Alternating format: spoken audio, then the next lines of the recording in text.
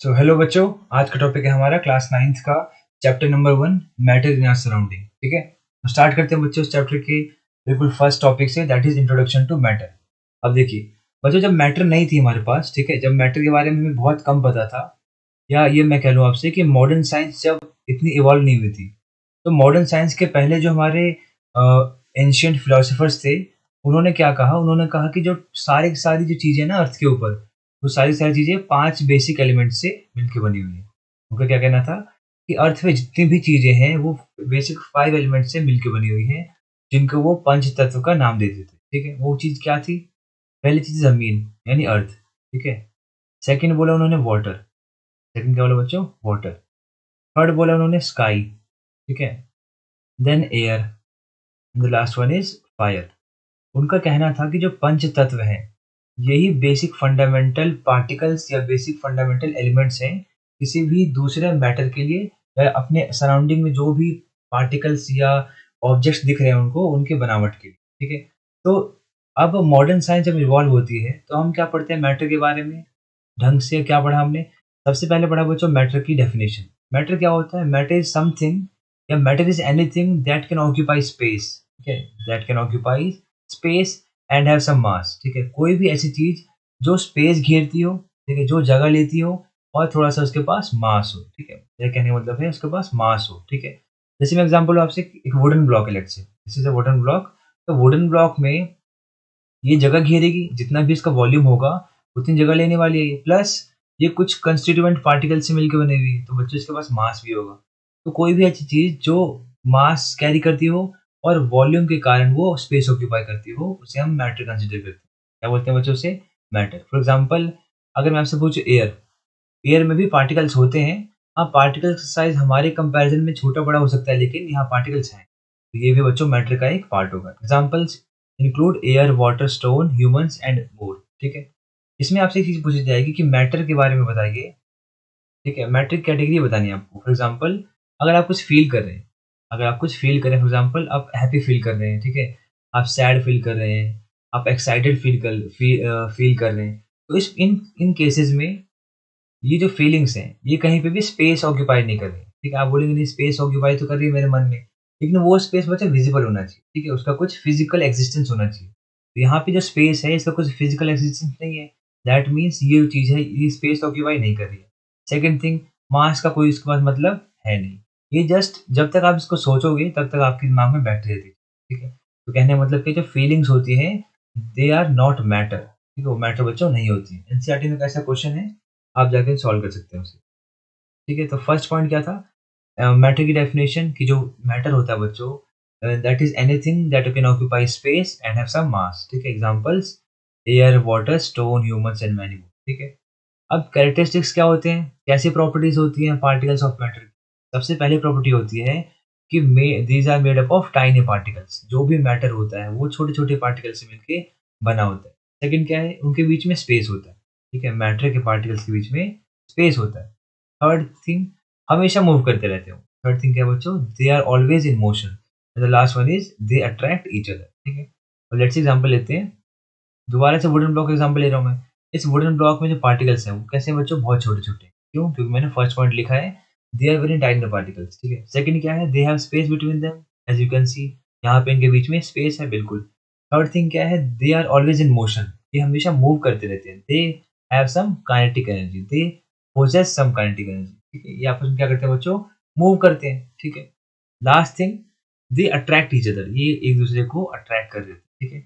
अब why they are always moving and why they are attracting each other, इसका answer आपको आगे की चैप्टर्स में मिल जाएगा, लेकिन आप यहाँ पे थोड़ा सा आइडिया लगा सकते हो कि देखो, कोई भी पार्टिकल है बच्चों, ठीक है, हमने पढ़ा है कोई भी चीज़ ना हमेशा एनर्जी को ट्रांसफर करना चाहती है। क्या करना चाहती है बच्चों? कोई भी चीज़ एनर्जी को ट्रांसफर करके खुद एक स्टेबिलिटी अटेन करना चाहती है। ठीक है, कोई भी चीज़ अपनी एनर्जी को आगे ट्रांसफर करके एक स्टेबिलिटी अटेन करना चाहती है। तो इस केस में, क्योंकि पार्टिकल्स को एनर्जी आगे की तरफ ट्रांसफर करनी है, सराउंडिंग में हमेशा मोशन चालू है, एनर्जी हमेशा इधर से उधर कन्वर्ट हो रही है, तो इस केस में पार्टिकल्स आपस में बच्चों मूव करते हैं। लास्ट थिंग क्या बोला था? Attract each other. तो जो पार्टिकल्स होते हैं, ठीक है, दे आर लाइक चार्जेस। ठीक है, दीज आर लाइक चार्जेस। अगर ये आपस में क्लोज में रहते हैं, ये थोड़ी डिस्टेंस पे रहते हैं, then they have some influence on the other particle. ये अपने से दूसरे पार्टिकल को हमेशा थोड़ा-सा इन्फ्लुएंस महसूस करवाते हैं। दैट्स व्हाई हम क्या बोलते हैं, दे अट्रैक्ट ईच अदर, ठीक है?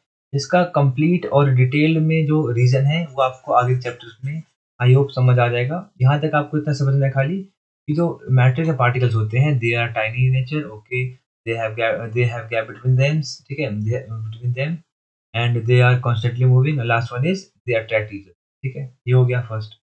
यहाँ पे मैं सारी चीज़ों को बिल्कुल डिटेल में पढ़ा रहा हूँ, तो ये आप वीडियो को 1.25 पे, ठीक है? या 1.5x पे दे सकते हैं, ठीक है? नेक्स्ट है कि अगर पार्टिकल्स मूव कर रहे हैं, अगर पार्टिकल्स मूव कर रहे हैं, तो वो जगह को एस्केप भी करना चाहेंगे, मतलब भागना चाहेंगे वहाँ से। तो पार्टिकल्स का भागना दैट इज़ कॉल्ड बच्चों डिफ्यूजन। कहने का मतलब क्या, देखो बताता हूँ। मैंने क्या किया, एक रूम है मेरे पास, हमारे पास एक रूम है और इस रूम में अभी कुछ भी नहीं है। यहाँ पे खाली हवा है, ठीक है? यहाँ पे अभी खाली एयर है। मैं बाहर से आता हूँ और एक स्प्रे करता हूँ इसके अंदर, ठीक है? लेट्स से कोई परफ्यूम है, मैं बाहर से आया हूँ और मैंने गेट खोल के इसके अंदर एक परफ्यूम स्प्रे कर दिया। जैसे ही मैंने परफ्यूम स्प्रे किया, अब देखो अंदर कौन से पार्टिकल्स थे? अंदर थी गैस, ठीक है बच्चों? अंदर क्या था? गैस। मैंने क्या स्प्रे किया? मैंने ऑब्वियसली थोड़ा-सा गैस प्लस लिक्विड, ठीक है? हमने क्या स्प्रे किया? Gas liquid. होगा क्या, जो परफ्यूम की बॉटल थी, परफ्यूम की बॉटल में जो पार्टिकल्स थे, वो स्पेस ढूँढते हैं। क्या ढूँढते हैं बच्चों? वो स्पेस ढूँढते हैं कि भाई हमें बोतल से बाहर जाना है। कहाँ बाहर जाना है? जहाँ जगह मिलेगी। जगह कहाँ मिल रही है? इस रूम में जगह मिल रही है। तो अंदर के एयर पार्टिकल्स मतलब गैस पार्टिकल्स और परफ्यूम बॉटल के पार्टिकल, ये आपस में क्या हो जाएँगे बच्चों? ये आपस में इंटरमिक्स हो जाएँगे। इंटर मतलब होता है 2 डिफरेंट चीज़ों के बीच में, ठीक है? इंटरमिक्स हो जाएँगे। इंटरमिक्सिंग जब हो जाएगी इनके बीच में, कोई भी पार्टिकल बच्चों ज़्यादा भीड़-भाड़ वाली जगह से कम भीड़ वाली जगह पे जाना चाहता है। कोई भी चीज़ हमेशा हायर कंसंट्रेशन से लोअर कंसंट्रेशन की तरफ भागना चाहती है। याद रहेगा आपको? ठीक है? तो डिफ्यूज़न होता क्या है? देखो बहुत सिंपल है। किसी भी पार्टिकल का या किसी भी ग्रुप ऑफ पार्टिकल्स का मिक्स होने के बाद हायर कंसंट्रेशन से लोअर कंसंट्रेशन की तरफ भागना दैट इज़ कॉल्ड डिफ्यूज़न। आइए डेफिनेशन पढ़ते हैं इसका। Diffusion is the natural mixing of particles of one type of matter with particles of other type, ठीक है? दो तरीके के पार्टिकल्स का mix. This occurs because particles move into space between them each other. It does not require any external force, ठीक है बच्चों? याद रहेगा ना आपको? कोई भी चीज आपस में मिक्स हो रही हो, दो चीजें, एंड वो हायर कंसंट्रेशन से लोअर कंसंट्रेशन की तरफ भागी। कंसंट्रेशन मतलब मात्रा, ठीक है? मात्रा मतलब सिंपल क्वांटिटी। कोई भी चीज भीड़ से कम भीड़ की तरफ भागती है, ठीक है? डिफ्यूजन हो गया। अब देखो डिफ्यूजन के बहुत सारे एग्जांपल्स आपको पहले से पता है। पहला क्या है? अगरबत्ती, ठीक है? फ्रेग्रेंस, इंसेंस स्टिक, ठीक है? Fragrance of incense stick. इसमें होता क्या है? देखो स्टिक अगरबत्ती है, आप उसे जलाते हैं तो जलाने के बाद जो उसके पार्टिकल्स अगरबत्ती के वो फ्रेग्रेंस बन के बच्चों एयर में मिक्स हो जाएँगे और मिक्स होने के बाद ये अपनी जहाँ पे कंसंट्रेशन ज़्यादा है, जहाँ पे इनकी मात्रा ज़्यादा है वहाँ से ये कम मात्रा की तरफ बच्चों जाना स्टार्ट हो जाता है। ठीक है? आई होप आपको क्लियर है। एक और एग्ज़ाम्पल ले सकते हो आप, लेट्स से फूड का, ठीक है? या जब देखो जब घर में खाना बन रहा होता है तो उसकी स्मेल बहुत दूर तक जाती है। क्यों दूर तक जाती है? क्योंकि उस टाइम पे टेम्परेचर बहुत ज़्यादा है हमारे खाने का टेम्परेचर ज़्यादा है बच्चों, तो उसकी जो क्या जिसकी स्मेल है खाने की, जो खाने की स्मेल है, वो जगह ढूँढेगी जाने के लिए आगे। तो वो चीज़ क्या होगी बच्चों? डिफ्यूज़न के कारण काफ़ी दूर तक चली जाती है। ठीक है? याद रहेगा आपको व्हाट इज़ डिफ्यूज़न, ठीक है? आफ्टर दैट देखो, अब अभी हमने देखा कि सबसे पहले हमने देखा कि जो इंडियन फिलोसोफर्स थे, उनके अकॉर्डिंग स्टेट ऑफ मैटर में क्या था? उन्होंने माना कि खाली 5 तरीके के एलिमेंट्स होते हैं और इनसे पूरी दुनिया मिलके बनी, ठीक है? देन देन बच्चों मॉडर्न साइंस आई, ठीक है? फिर हमें पता लगा कि जो मैटर है, उसका जो मेन कैटेगराइज़ेशन है दैट इज़ ऑफ 3, ठीक है? इसको हम मेन 3 कैटेगरीज़ में डिवाइड कर सकते हैं। फर्स्ट इज़ सॉलिड, ठीक है? Other is liquid, the last one is gas, ठीक है? जो हमें पढ़ना है हमारे सिलेबस में, सॉलिड, लिक्विड एंड गैस, ठीक है? और 2-3 तरीके के मैटर आपको देखने को मिल सकते हैं इंटरनेट पे, ठीक है? उसके बारे में हम अलग से डिटेल वीडियो बनाएँगे, वहाँ चेकआउट कर सकते हैं। जो एनसीईआरटी में है बच्चों वो क्या है? Solid, liquid and gas. देखो सॉलिड ऐसा मैटर है बच्चों जिसके पार्टिकल्स बहुत ज़्यादा क्लोज होते हैं, ठीक है? कोई भी चीज़ क्लोज क्यों होगी? क्योंकि उनके बीच जो पार्टिकल्स हैं ठीक है। सॉलिड के पार्टिकल्स कैसे होते हैं बच्चों? काफ़ी क्लोज होते हैं। कोई भी चीज़ ज़्यादा क्लोज क्यों होती है? क्योंकि इनके बीच में जो पार्टिकल्स के बीच में जो फोर्स ऑफ अट्रैक्शन है दैट इज़ मैक्सिमम। इनके जो पार्टिकल्स हैं या सिंबल बोल सकते हैं हम, जो इंटर एटॉमिक जो फोर्स है इनके बीच में, तो एटम्स के बीच जो फोर्स है जो काफ़ी ज़्यादा है। फोर्स ज़्यादा होने के कारण बच्चों ये आपस में क्लोज में रहेंगे, ठीक है? ये क्लोज रहते हैं तो इनका एक फिक्स शेप बनता है। जो शेप होती है वो फिक्स होती है और वॉल्यूम भी क्या होगा उसके अकॉर्डिंग फिक्स होगा। पार्टिकल्स कैसे होते हैं? टाइटली पैक्ड होते हैं, vibrate in their fix position. Vibration तो होगी, काइनेटिक एनर्जी अभी भी है इनके पास लेकिन कंपैरेटिवली कम है, ठीक है?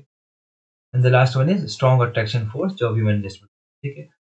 सॉलिड में एग्जांपल ले सकते हैं आप आइस, ठीक है? Butter, basic things like wooden block etcetera, ठीक है? नेक्स्ट क्या है? लिक्विड। लिक्विड एक ऐसा मैटर का स्टेट है जहाँ पे पार्टिकल्स सॉलिड के कंपैरिजन में थोड़ा-सा दूर होते हैं, ठीक है? इस प्रकार से थोड़े-थोड़े दूर होते हैं। दूर क्यों होंगे? क्योंकि इनके बीच जो फोर्स लग रहा है थोड़ा-सा कम है, वो फोर्स कम होगा तो फिक्स शेप नहीं होगा इनके बीच में। अगर फोर्स कम है तो पार्टिकल्स दूर रहने वाले हैं। पार्टिकल्स दूर रहेंगे तो फिक्स शेप नहीं होने वाली, है ना? मतलब जहाँ पे भी आप कंटेनर को रखने वाले हो, लिक्विड उस तरीके का शेप ले लेती है, उसका फिक्स शेप नहीं होता, ठीक है? Particles are less tightly packed. Kinetic energy कैसे होगी बच्चों? ज़्यादा होगी, है ना? अब इनके बीच में स्पेस ज़्यादा है तो पार्टिकल्स ज़्यादा मूव कर रहे हैं। अब देखो गैस की बात करते हैं। अब जो मैटर है, गैस जो स्टेट है, इसके पार्टिकल्स काफ़ी दूर होते हैं। जब पार्टिकल्स काफ़ी दूर होंगे तो इनके बीच फोर्स ऑफ अट्रैक्शन क्या होगा बच्चों? बहुत ही ज़्यादा कम होता है। फोर्स ऑफ अट्रैक्शन कम होगा तो काइनेटिक एनर्जी इनकी काफ़ी ज़्यादा होगी, ठीक है? तो इसीलिए जो गैस होता है, इसे आप देखेंगे कि इसके पार्टिकल्स बहुत ज़्यादा दूर होते हैं, ठीक है? दूर होगा तो फोर्स ऑफ अट्रैक्शन में इनके बीच में बहुत कम होगा, ठीक है? आई होप आपको क्लियर है इतना। देन अगर आपको स्टेट्स ऑफ मैटर समझ आ गया, उसके बाद हम देखने वाले हैं कि इनको आपस में कन्वर्ट कैसे किया जाए, ठीक है? इन सबको आपस में कन्वर्ट कैसे किया जाए। फॉर एग्जांपल हमारे पास सॉलिड है, देन लिक्विड है, देन गैस, ठीक है? ये चीज़ आपको याद रखनी है कि सॉलिड से लिक्विड जाने में, ठीक है? देखो, सॉलिड से लिक्विड जाना है, देन लिक्विड से गैस आना है। एक चीज़ आपको याद रखनी है कि सॉलिड जो है, सॉलिड को एक ऐसे रूम की तरह समझिए आप जहाँ पे भीड़ बहुत ज़्यादा है। इस रूम में भीड़ काफ़ी ज़्यादा है। लिक्विड को एक ऐसे रूम की तरह समझो जहाँ पे भीड़ मॉडरेट है, थोड़ी कम भीड़ है। और गैस को ऐसे रूम की तरह समझो जहाँ पे बहुत ही कम लोग हैं, ठीक है? वहाँ पे लोग नाम मात्र हैं।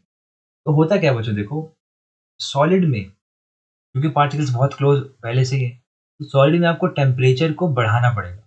अगर आप टेम्परेचर को बढ़ाते हैं, तो ये जो पार्टिकल्स हैं, इनकी काइनेटिक थोड़ी-सी बढ़ेगी और ये एक-दूसरे से दूर भागना चाहते हैं। क्या करना चाहते हैं बच्चों ये?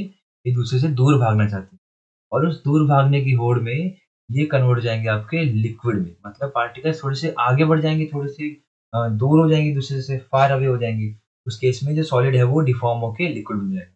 अगर आपने फिर भी टेम्परेचर और इंक्रीज़ कर दिया, उस केस में जो लिक्विड स्टेट है, वो कन्वर्ट हो जाएगी आपकी गैसीय स्टेट में, ठीक है? आपको ये टेम्परेचर के सिनेरियोज़ को ध्यान में रखना है। अगर आप उल्टा करते हैं लेट्स से, अब गैस में टेम्परेचर को घटाते हैं, टेम्परेचर घटाने से पार्टिकल्स क्लोज़ आएँगे और अगर दोबारा आप टेम्परेचर को और घटाते हो, तो पार्टिकल्स और ज़्यादा क्लोज़ होके सॉलिड में कन्वर्ट हो जाते हैं, ठीक है?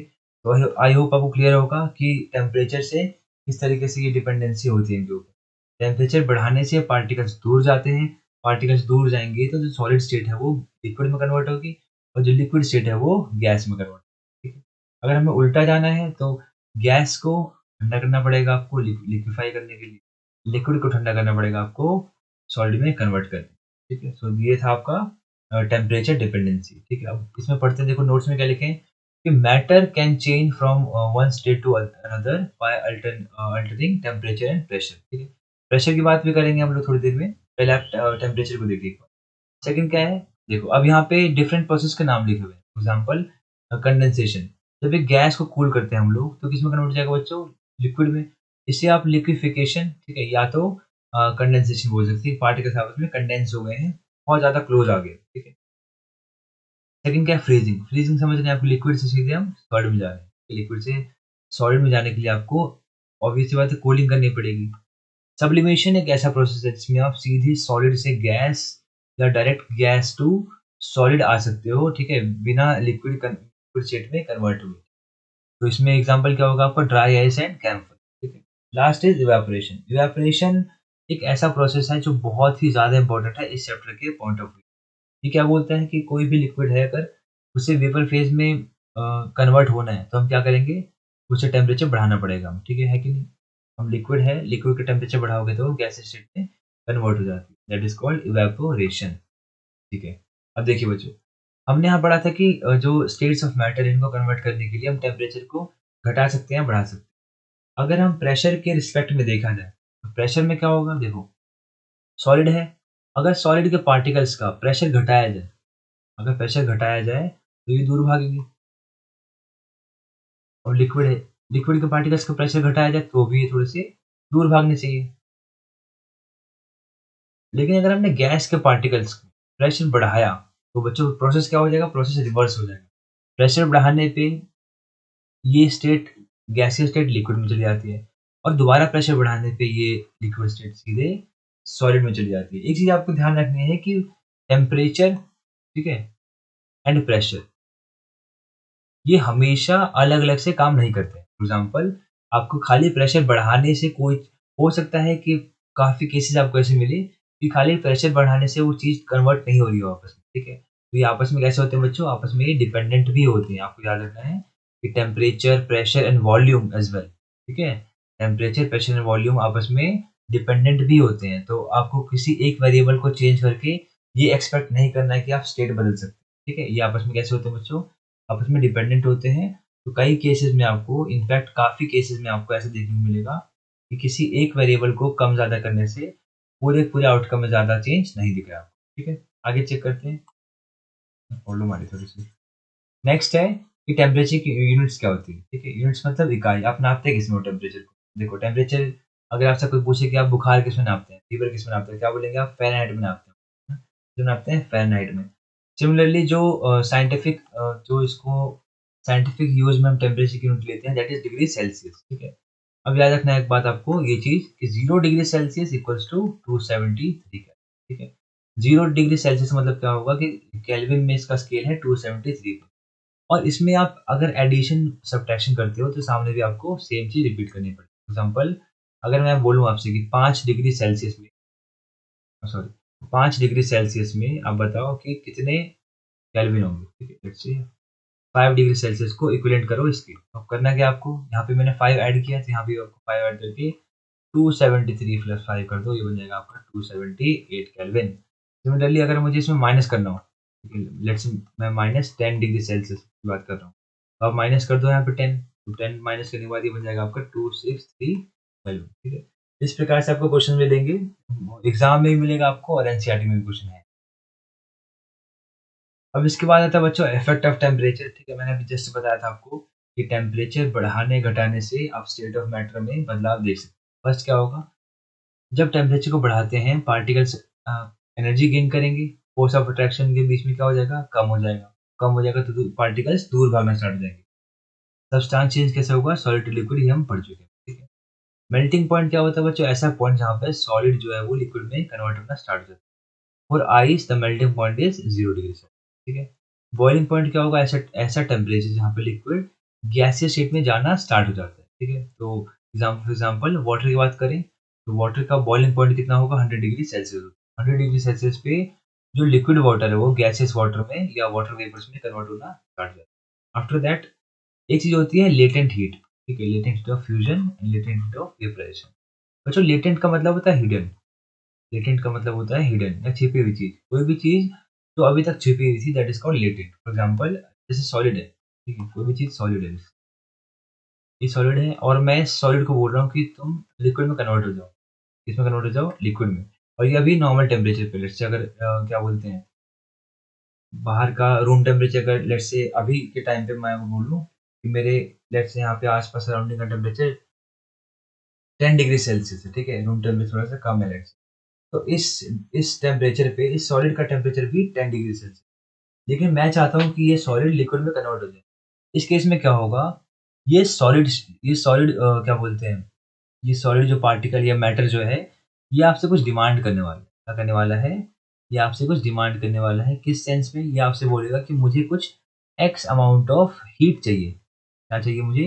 एक्स अमाउंट ऑफ हीट चाहिए, जिसे मिलने के बाद मेरे पार्टिकल्स दूर हो जाएँ और मैं लिक्विड स्टेट में कन्वर्ट हो जाऊँ। ठीक है बच्चों? तो कोई भी सॉलिड मैटर अगर आपसे जो डिमांड करता है कि मुझे लिक्विड में कन्वर्ट होना है, तो that demand is called latent heat of fusion. मतलब उसके अंदर कितनी कितनी छिपी हुई डिमांड है। तो लेटेंट हीट का मतलब होता है कि कितनी छिपी हुई डिमांड है किसी भी सॉलिड के अंदर, जिसे लेकर, जिसे पाकर वो लिक्विड स्टेट में कन्वर्ट हो सकता है। ठीक है? अगर मैं आपसे पूछूँ कि अ, एक एग्ज़ाम्पल अगर आपसे बताया जाए आपको कि अगर आप मान लीजिए कोई एक पर्सन है, ठीक है? यहाँ पे कोई, मैं अपने क्लास की एग्ज़ाम्पल लेता हूँ देखो, मैं क्लास की एग्ज़ाम्पल ले रहा हूँ, एक बच्चा है, ये बच्चा लेट्स से इधर बैठा हुआ है। लेकिन मैं चाहता हूँ ये बच्चे को कि ये बच्चा यहाँ ना बैठ के यहाँ बैठ जाए, ठीक है? मैं चाहता हूँ ये बच्चा ये बात बहुत बातें करता है बच्चा। बच्चा क्या करता है, बहुत बातें करता है। मैं चाहता हूँ यहाँ ना बैठे ये बिल्कुल सामने बैठे मेरे, ताकि मैं इस पे नज़र रख सकूँ कि ये बातें तो नहीं कर रहा, ठीक है? अब मुझे इसे कुछ बोलना पड़ेगा, है कि नहीं? अगर मैं इसे फर्स्ट टाइम में बहुत सिंपल तरीके से समझाऊँ कि आप उधर वहाँ से उठ जाओ, यहाँ आके बैठ जाओ, ठीक है? हो सकता है कि आ जाए। लेकिन अगर ये बच्चा थोड़ा-सा शरारती हुआ कि नहीं, मैं सिंपल बोलने पे तो जाता ही नहीं हूँ, ठीक है? मुझे एक बार फटकार लगानी पड़ेगी, थोड़ा डाँटना पड़ेगा मेरे को। तो मैं क्या करूँगा, मैं इसको डाँटने वाला हूँ। कहने का मतलब क्या है कि हर पार्टिकल की अपनी टेंडेंसी होती है, हर व्यक्ति की अपनी टेंडेंसी होती है, उतनी उतना उस पे एफर्ट लगाने के बाद ही वो अपना प्रोसेस को परफ़ॉर्म करने वाला है। सिंपल सी बात है, जो सॉलिड होता है, सॉलिड स्टेट जो है, इसमें अगर आप हीट देते हो, ठीक है? इतनी हीट दो कि ये इसका जो 1 केजी है, इसका जो 1 केजी वैल्यू है वो लिक्विड में कन्वर्ट होना स्टार्ट हो जाए, तो दैट हीट इज़ कॉल्ड बच्चों latent heat of fusion. Latent का मतलब होता है छिपी हुई हीट, ऐसी हीट जो सॉलिड ने अभी शो नहीं की है लेकिन कर सकता है वो, ठीक है? वो कर सकता है कब? जब उसके स्टेट को बदला जाएगा, उसके स्टेट को बदलने की कोशिश होगी, ठीक है? तो आप पढ़िए डेफिनेशन को। The heat required to change 1 kg of solid into liquid without a temperature change। ठीक है बच्चों, हमने क्या किया, टेम्परेचर को नहीं बदला अभी भी, ठीक है? टेम्परेचर तो सेम ही है। तो मैं क्या करना चाहता हूँ, मैं इस सॉलिड को लिक्विड में लेके आना चाहता हूँ। सॉलिड क्या बोलेगा, मैं नहीं आने वाला हूँ, मुझे इतनी हीट चाहिए तभी आने वाला हूँ, ठीक है? तो डेफिनेशन पे जाने से पहले मैं हमेशा कोशिश करता हूँ कि एग्जांपल लिया जाए, ताकि बच्चों को डेफिनेशन ज़्यादा हार्ड ना लगे पढ़ने में, ठीक है? सेकंड थिंग क्या है, देखो, मैं फ्यूजन की बात कर रहा था। फ्यूजन मतलब क्या होता है, सॉलिड से लिक्विड में जाना। नेक्स्ट चीज़ है वेपराइज़ेशन। वेपराइज़ेशन में क्या होगा, आप लिक्विड से गैस में जा रहे हो, तो लिक्विड जो है वो आपसे कितनी हीट की डिमांड कर रही है। जो लिक्विड स्टेट है वो आपसे कितनी हीट की डिमांड कर रही है to get converted into gaseous state, that is called latent heat of vaporisation. यहाँ पे हम स्टैंडर्ड सेट करते हैं 1 केजी का, ठीक है? कि भाई 1 केजी जो है ना, 1 किलो कोई भी लिक्विड या सॉलिड को कितना हीट चाहिए होगा कन्वर्ट होने के लिए उसकी अगली स्टेट में। ऑब्वियस सी बात है, अगर मैं सॉलिड की बात कर रहा हूँ तो अगली स्टेट उसकी लिक्विड ही होने वाली है, क्योंकि हीट अप कर रहे हैं। और लिक्विड की बात कर रहे हैं तो उसकी अगली स्टेट गैस ही होने वाली है, क्योंकि हम यहाँ पे हीटिंग कर रहे हैं बच्चों, ठीक है? तो याद रखना है आपको, कोई ज़्यादा हार्ड नहीं है ये। लेटेंट हीट का मतलब होता है कि छिपी हुई हीट, मतलब कोई भी स्टेट कितनी हीट लेने के बाद अपने नेक्स्ट प्रीसीडिंग स्टेट में कन्वर्ट हो सकता है, ठीक है? नेक्स्ट यहाँ पे छोटे से पॉइंट से देखो, इफेक्ट ऑफ प्रेशर, कि प्रेशर से क्या होता है। प्रेशर भी पढ़ाया था मैंने आपको थोड़ा-सा यहाँ पे। ये देखो, प्रेशर अगर आप बढ़ाते हो, तो पार्टिकल्स क्लोज़ आ जाएँगे। जब पार्टिकल्स क्लोज़ आएँगे, तो फोर्स ऑफ अट्रैक्शन ऐसा मानते हैं कि बढ़ जाएगा। जब वो बढ़ जाएगा, तो स्टेट कैसे कन्वर्ट होगी? लिक्विड स्टेट में प्रेशर बढ़ा दो, सॉलिड में भाग जाएगा वो, है ना?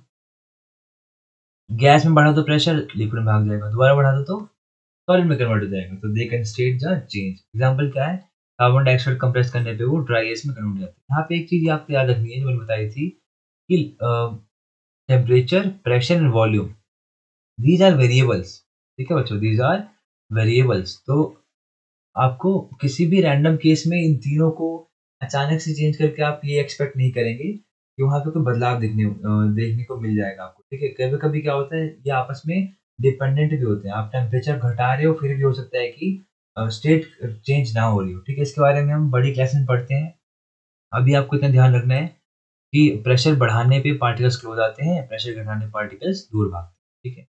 The most important topic of this chapter is evaporation, ठीक है? इवेपोरेशन क्या होता है बच्चों, जस्ट पढ़ के आए हैं काफी बार, कि लिक्विड स्टेट में हीट करने पे, लिक्विड स्टेट को हीट अप करने पे वो गैसीय स्टेट में कन्वर्ट हो जाती है। This conversion is called vaporisation. First thing क्या है, डेफिनेशन देखो, process by which liquid turns into vapour is called at any temperature below its boiling point is called vaporisation, ठीक है? वेपराइजेशन में क्या है कि जो लिक्विड स्टेट के पार्टिकल्स है वो गैसीय स्टेट में कन्वर्ट हो रहे हैं without reaching it's boiling point. क्योंकि बॉइलिंग पॉइंट में क्या होगा, बॉइलिंग पॉइंट में सारे के सारे पार्टिकल्स को एक एक फास्ट स्पीड से कन्वर्ट होना स्टार्ट हो जाते हैं उसके वेपर फॉर्म में, ठीक है? नेक्स्ट क्या है, फैक्टर्स अफेक्टिंग इवेपोरेशन। तो नेक्स्ट चीज है बच्चों, factors affecting vaporisation. Evaporation, sorry, ठीक है। एक चीज़ याद रखनी है आपको कि वेपराइजेशन में होता है कि वो चीज़ रूम टेम्परेचर पे हो रही है, इवेपोरेशन में वो चीज़ एक टेम्परेचर इंक्रीज़ करने के बाद हो रही है, ठीक है। सरफेस एरिया अगर बढ़ाते हैं आप, ठीक है, सरफेस एरिया बढ़ाने पे क्या होगा, इवेपोरेशन की स्पीड बढ़ जाती है। इसका बेस्ट एग्जांपल क्या है, देखो, आप चाय पीते हो कप में, ठीक है, और एक बार लेट्स से आप चाय पी रहे हो प्लेट में। आपको पता है ना, प्लेट में सरफेस एरिया ज़्यादा है, सरफेस एरिया ज़्यादा होगा तो पार्टिकल जो है वो जल्दी से ज़्यादा इवेपोरेशन जल्दी होगा। इवेपोरेशन जल्दी होगा तो वहाँ पे कूलिंग जल्दी होती है, ठीक है। इतनी याद रखनी है आपको, यहाँ पे लिखा नहीं है। अच्छा हाँ, लिखा है ये देखो। इवेपोरेशन कॉजेज़ कूलिंग, एक आपको लाइन याद करनी है, इवेपोरेशन कॉजेज़ कूलिंग। क्यों कूलिंग कॉज़ करता है बच्चों? देखो, ये सरफेस लेट्स से, इस सरफेस पे जो लिक्विड के पार्टिकल्स हैं, अगर मैं टेम्परेचर बढ़ाऊँ नीचे से, ठीक है? टेम्परेचर बढ़ाने के बाद क्या होगा, ये पार्टिकल्स यहाँ से बच्चों हीट लेके भागते हैं। क्या करते हैं पार्टिकल्स? अभी मैंने बताया आपको कि इसको क्या चाहिए? इसको चाहिए लेटेंट हीट ऑफ वेपराइज़ेशन। इसे क्या चाहिए? इसे छिपी हुई हीट चाहिए। ये बोलता है कि मैं जा तो सकता हूँ गैस में, लेकिन तभी जाऊँगा जब तुम मुझे हीट देने वाले हो। क्या करेगा? ये आपकी बॉडी से या आपके सरफेस से हीट को एब्ज़ॉर्ब करके भाग जाएगा। जब ये हीट एब्ज़ॉर्ब करके ऊपर चले जाएगा बच्चों, तो आपकी बॉडी में तो आपके सरफेस में तो हीट कम हो गई, है कि नहीं? क्योंकि हीट कौन लेके गया है? हीट आपका ये लिक्विड पार्टिकल लेके गया। तो यहाँ पे हीट कम होने के कारण आपको कूलिंग महसूस होती है। क्या महसूस होती है बच्चों आपको? कूलिंग महसूस होती है। तो याद रखना है आपको, इसीलिए हम कप की जगह प्लेट में कभी-कभी चाय पीते हैं, ठीक है? नेक्स्ट क्या है, टेम्परेचर। देखो, ऑब्वियस सी बात है, इवेपोरेशन जब होगा तो टेम्परेचर थोड़ा-सा कम हो जाता है, ठीक है? Higher temperature increases the rate of temperature. इसमें क्या है, टेम्परेचर बढ़ाओगे, ऑब्वियस सी बात है, पार्टिकल्स दूर भागेंगी तो इवेपोरेशन जल्दी होगा। ह्यूमिडिटी क्या होगा, देखो, ह्यूमिडिटी अगर कम होगी तो इवेपोरेशन ज़्यादा होगा। ह्यूमिडिटी मतलब है कि कितने पार्टिकल्स हवा में पहले से प्रेज़ेंट हैं। बारिश के मौसम में अगर आप पानी फेंकते हैं सड़क पे, तो वो पानी जल्दी से इवेपोरेट नहीं होता है। लेकिन गर्मी के मौसम में क्योंकि पार्टिकल्स है ही नहीं ऊपर, तो पार्टिकल जो वाटर है जल्दी से वो इवेपोरेट हो जाएगा। Last is wind speed. Wind speed अगर आप बढ़ाते हो तो इवेपोरेशन भी बढ़ जाएगा। ये चीज़ मैंने आपको बता दी कि cooling effect of evaporation. Evaporation अगर बढ़ता है बच्चों, तो वो क्या करता है, आपको कूलिंग इफेक्ट को इंक्रीज़ करेगा। बेस्ट एग्ज़ाम्पल इसका है मटका। जो अर्दन पॉट्स होते हैं हमारे घरों में, अर्दन पॉट्स का मेन काम क्या होता है, इवेपोरेशन करेंगे वो। इवेपोरेशन करते हैं तो हीट जो है अंदर की वो बाहर की तरफ ट्रांसफर हो जाती है। और उसके कारण जो हमारा पानी है वो ठंडा हो जाता है। ठीक है? अच्छे से एग्जांपल दिया है। एंड एक और एग्जांपल आता है बच्चों, कॉटन क्लॉथ्स। कि आप कॉटन क्लॉथ क्यों पहनते हो गर्मी के मौसम में? क्योंकि वहाँ पे इवेपोरेशन होता है। इवेपोरेशन होगा तो जो स्वेट है आपका, जो पसीना है वो हीट लेके वेपराइज़ हो जाएगा, इवेपोरेट हो जाएगा। तो जब हीट लेके इवेपोरेट होगा बच्चों, तो आपको कूलिंग महसूस होगी, ठीक है? एप्लीकेशंस में बहुत सारी चीज़ें आती है आपकी, कूलिंग ड्रिंक्स, ठीक है? Next refrigeration, salt formation. Cooling इसका बेस्ट एग्जांपल है, देखो मैं आपको बताता हूँ। जैसे आपकी ग्लास है, ठीक है? Wrapping a water bottle in wet clothes cool it because evaporation of water बहुत ईज़ी है, देखो। एक पानी की बोतल लेट्स से अगर आप उसको रैप करते हैं लेट्स से, क्या बोलते हैं, कपड़े में, तो क्या करेगा? अंदर से हीट लेके अगर वो आप वेपराइज़ हो गया, ठीक है? अंदर से हीट लेके अगर वो इवेपोरेट हो गया बाहर की तरफ, तो हीट यहाँ पे कम हो जाएगी। जब हीट कम हो जाएगी तो इवेपोरेशन हुआ है, और इवेपोरेशन होने मतलब वहाँ पे बच्चों कूलिंग इफ़ेक्ट हो रही है, ठीक है? तो आई होप अब क्लियर है। जो नेक्स्ट वीडियो होगी उसमें हम लोग इस चैप्टर के सारे इंपॉर्टेंट क्वेश्चन कर रहे होंगे, जो आ सकते हैं आपके एग्ज़ाम में। Thank you.